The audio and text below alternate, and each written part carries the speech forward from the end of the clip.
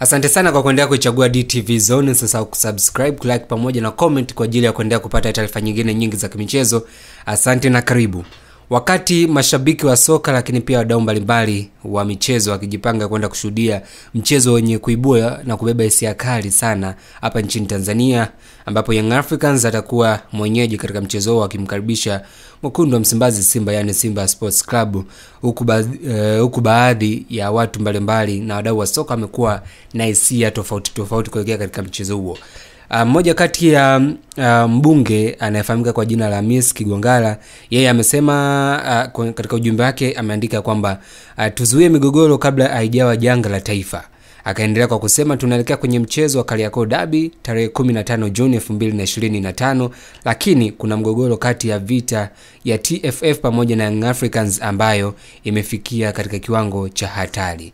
Yanga wametangaza kutokucheza mechi hiyo wakidai wananyanyaswa na TFF, na Simba wanajipanga kushiriki katika mchezo huo. Ikitokea TFF wameipa Simba ushindi wa mezani, Simba akawa bingwa, alafu Yanga akaadhibiwa, taifa linaweza kugawanyika katika sintofahamu kubwa, inaweza kusababisha vurugu za mashabiki, maandamano, mgongano au hata usalama wa raia kutishiwa. Kigongala akaendelea kwa kusema tulipofikia mgogoro wa Yanga, Simba, TFF na bodi ya ligi sio ya kupuuza, hasa kwa kuzingatia huu ni mwaka uchaguzi, ni lazima ingilie kati kuleta suluhishi, kudumisha amani na ustawi wa michezo nchini. Akauliza akasema kwa nini inatakiwa hiwe hivyo.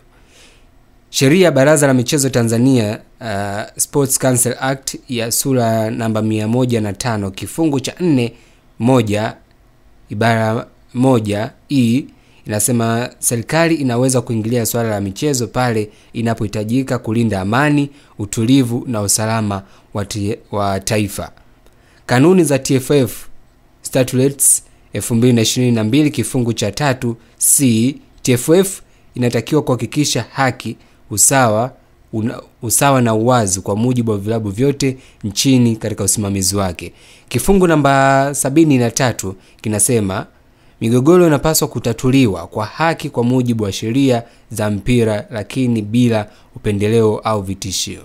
FIFA Statutes Act ya 14 na 19, FIFA inaipinga serikali kuingilia moja kwa moja uendeshaji wa vyama vya mpira, lakini hairuhusiwi ukiukwaji wa haki za msingi za klabu, mashabiki. Serikali inaruhusiwa kuhakikisha haki na usalama vinazingatiwa. Hatua ya serikali haitakuwa kuingilia TFF moja kwa moja, bali ni, akaendelea kwa kusema, kusisitiza mazungumzo ya pande zote mbili, yani Yanga, Simba, TFF, bodi ya ligi, lakini pia kuweka mezani majadiliano kupitia Baraza la Michezo na kuangalia kama kweli kuna dhuluma au ukiukwaji wa haki na kanuni.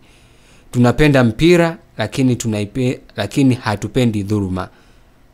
Tunataka haki na amani vitangulie. Kigongala akaendelea kwa kusema serikali ingilie kati kwa haraka ili isaidie TFF kupata suluhu ya haki, itulize hisia za mamilioni ya mashabiki, isaidie kudhibiti mvutano kabla hayajatokea machafuko katika taifa, ikizingatiwa huu ni mwaka wa uchaguzi. Mpira ni furaha, mpira ni mchezo, si migogoro, ameandika Hamisi Kigongala, mmoja kati ya wabunge wa Bunge la Jamhuri ya Muungano wa Tanzania. Tafadhali usisahau kusubscribe, kulike pamoja na comment kwa ajili ya kuendelea kupata taarifa nyingine nyingi za kimichezo. Hii ni DTV Zone.